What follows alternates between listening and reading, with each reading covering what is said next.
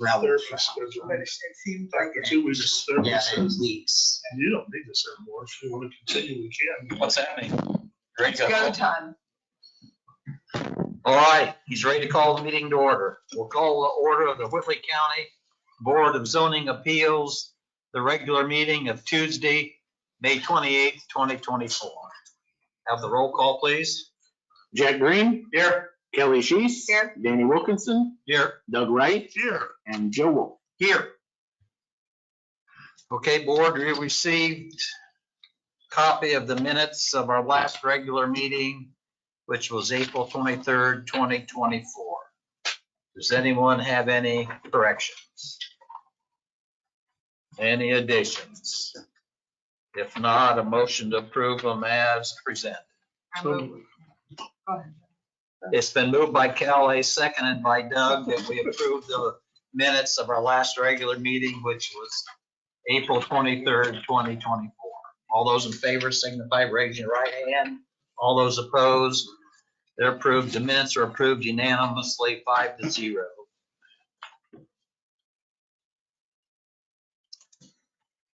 Okay, at this time, we need to administer an oath. If you're a petitioner or going to speak for any reason, you need to stand at this time, probably all three of you. You need to stand at this time and they'll swear you in over there. All right, raise your right hand, please. Do you swear to tell the whole truth and all the truth in these proceedings here this evening? So say I do. I do. All right, thank you. You may be seated. All truth, all truth. Do we have any old business? I don't believe so, right? Okay, we'll get right into new business. Give you an idea how we run the meeting. We'll read your petition. The staff will give the staff report. Then we'll ask you to come to the podium, state your name and address, what it is you'd like to do. The first petition on your new business is petition 24W variance 8, filed by Daniel and Mary Heckman, owners of the subject property, who are requesting a development standards variance of the required rear setback for construction of a new shed on the property located at 1660 East Poplar Road in Section 2 of Thorncreek Township. Staff. Thank you, Mr. Chairman. So going to the staff report, this is 1660 East Poplar Road, zoned LR light residential. What is being proposed is to construct a 10x16 shed, replacing an existing 8x10 shed. Because of the increase in size, it will be somewhat closer to the right of way, roughly in line with the house, as you'll see in a second on the proposed plot plans. The resulting setback would be a rear setback of 5.7 feet, keeping in mind that this is a lakefront lot, so rear means the roadside. Variance is needed because the minimum by code is 15 feet.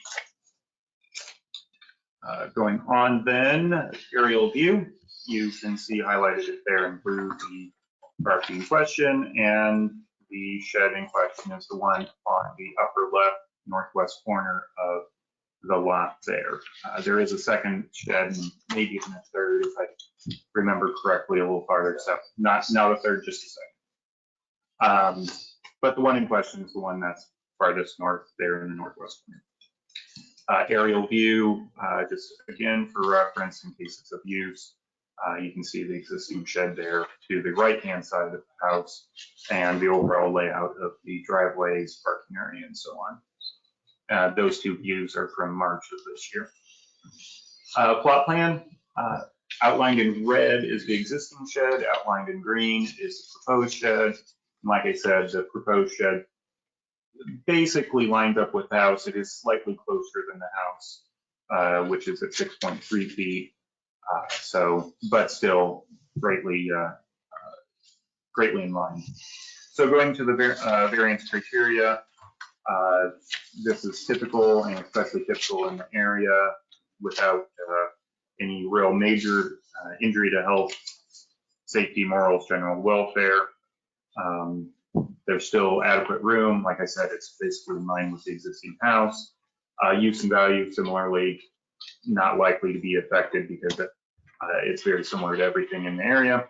The application, street application of the code, you do have a bit of a slope southward that would have to be dealt with if it were to be shifted southward.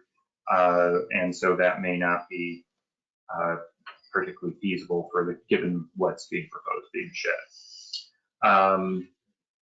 So that's the summary of the staff report. Any questions for me?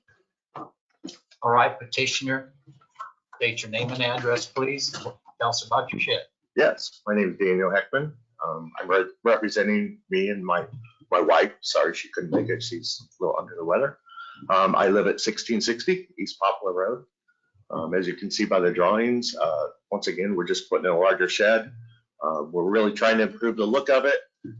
Once again, we've taken down the old shed, which it was a poly plastic Rubbermaid type shed. We're having one custom built to match the house and just do a lot of improvements by doing that. Yeah. And increasing in size, of course. Okay. Questions, board? We got a light pole out there to deal with too, right? Or go around. You're not that close to it. No. Between the light pole and the new shed, there's still just under 7 foot to pass. Yeah. Any questions, board? Anyone here in opposition to this petition? Any opposition?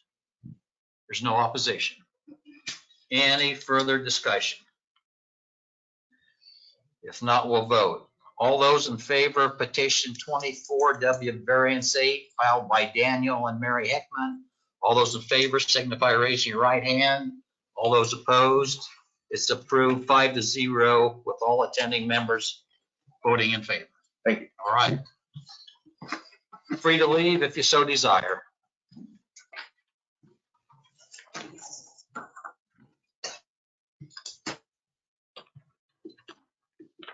The next petition under new business is petition 24W variance 9 filed by Timothy and Susan Gambrell, owners of the subject property, who are requesting a development standards variance of the required rear setback for construction of a new garage on the property located at 2290 East Linker Road in Section 2 of Thorncreek Township.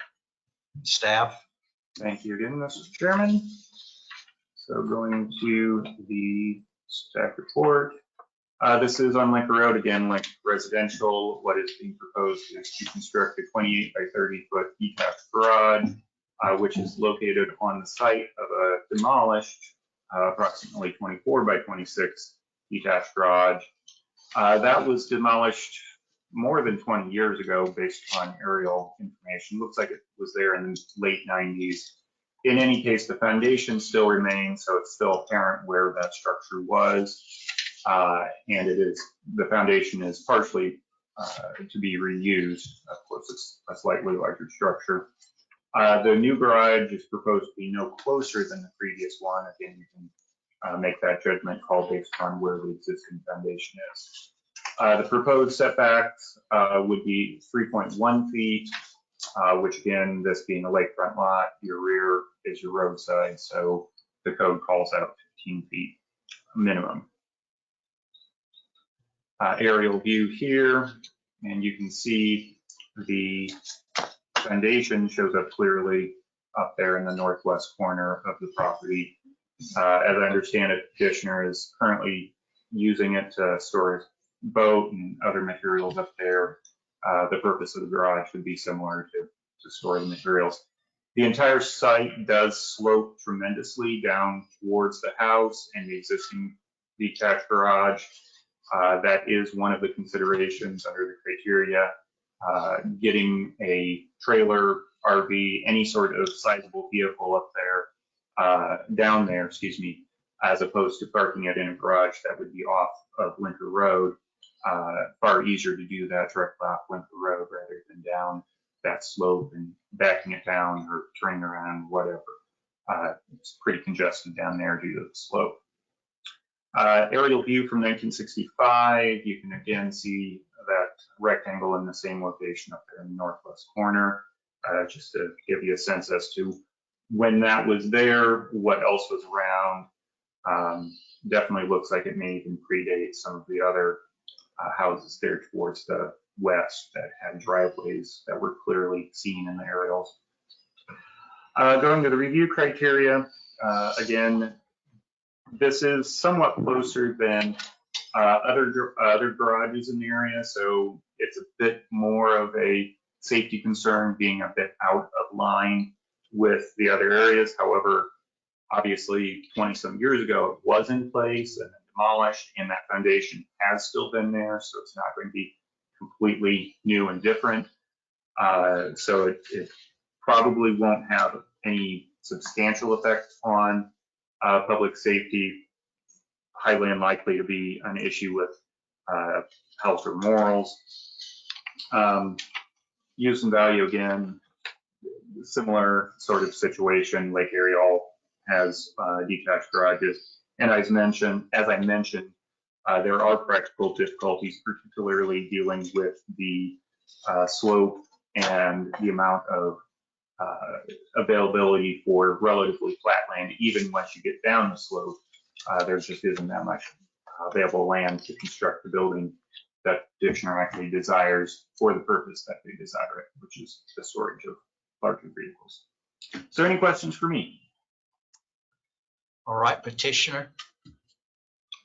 Name and address, please, and tell us about your garage. I'm Tim Gambrell. My address is 2290 East Laker Road. And I'm petitioning to hopefully build a storage garage up there at a location where a garage was years ago. I know it is close to the road. You know, there are some places similar down Laker Road that's somewhat close to that same setback, but it'll be used basically to store my boat in the wintertime, some garage, you know, my lawnmowers, things like that, but it won't be highly used, you know, back and forth in and out of it that much. It's just more for some equipment, boat storage. And like the gentleman said, it's up the top where it's close to the road where it'd be easy to get back a trailer in and out, because I think from the top of the hill where that foundation is at to the lake, it probably is a 30-foot drop or more, you know, and it would be an ideal place for me to be able to put up a building to store my boat in. Would the doors of the garage, would they open right out to Lincoln Road? Would they be on the Yes, yeah, side? they'd be facing Lincoln Road. Any other questions, board? Anyone here in opposition to this petition? Anyone in opposition? There's no opposition. Any further discussion from anyone? Any further discussion? All right, we'll vote. All those in favor of petition 24W variance 9, filed by Timothy and Susan Gambrell. All those in favor signify and raise your right hand. All those opposed? That again is approved 5-0. All attending members voting in favor. Thank All you very right, much. thank you.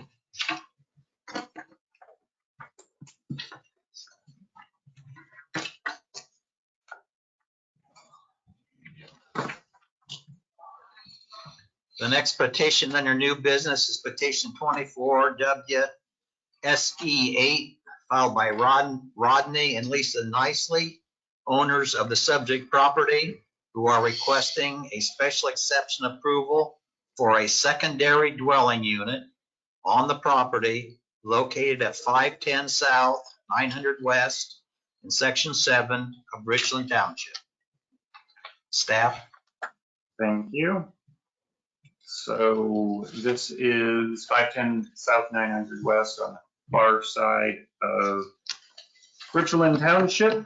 What is being proposed overall, parcel size is just under 40 acres. What is being proposed is to include a secondary dwelling unit in the pole building that is currently under construction. overall size of that is 42 by 60, and what is being proposed is to finish the attic loft area into living space. The immediate proposal is for the petitioner's son and upcoming daughter-in-law to live there after their marriage for a period of time, after which the space would continue to be kept as a living space for use by other children, families, and extended families for visits from out of state, basically. And I believe there was in your packet a list of kind of a description of those family members as well. So aerial view for reference, it's not a normal 40-acre parcel, kind of a T-shaped thing. A little bit closer view highlighted there in red is the building under construction, and you can see the trusses that include the open loft space in them. Again, these were just taken a couple months ago, so pretty current.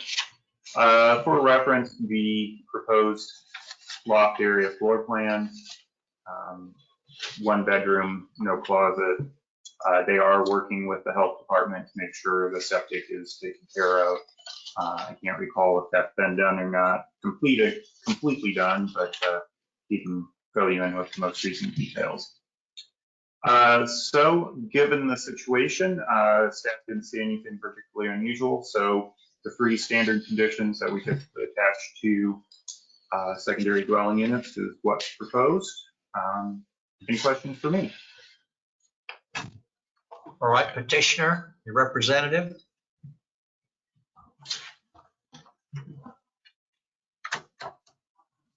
I'm Rodney Nissley. I live at 510 South 900 West. The property picture, that's pretty good. You got pictures already. Yeah. So yeah, right where that red shaded area is where the pole barn stands. We're probably 85% completed now. So my request is just to finish that loft space. We have 5 children, 2 of which live out of town, California and Cincinnati. And so when they come back, it's nice to have a place for them to stay more. First of all, my youngest son is getting married, and he's going to be living there with his fiance for probably the first year. So I'm just requesting an exception to allow for living space in the loft area of that pole barn. In regards to the health department, the tap is into our existing sewer. I've worked with Scott Wagner on that. I think that's completed. I don't know if there's anything else that I need to do. Initially, he told me I didn't need the tap. He wasn't going to charge me for the fee, so I don't know how that works, honestly. If there's a permit for that, but he verbally gave me the approval, came out, looked at the site, and just told me what I needed to do, and it's hooked up already. So that's my request. Okay. Questions, board?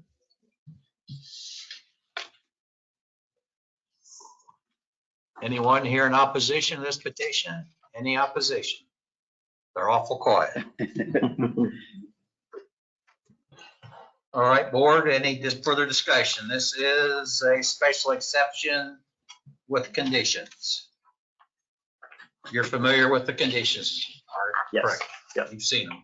Yes. Okay.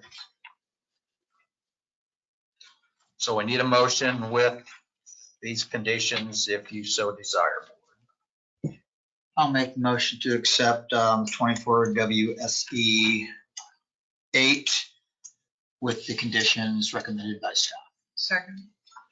Moved by Joe, seconded by Kelley, that we approve petition 24 WSE 8 filed by Rodney and Lisa Nissley with the following conditions. 1, the special exception is granted as presented.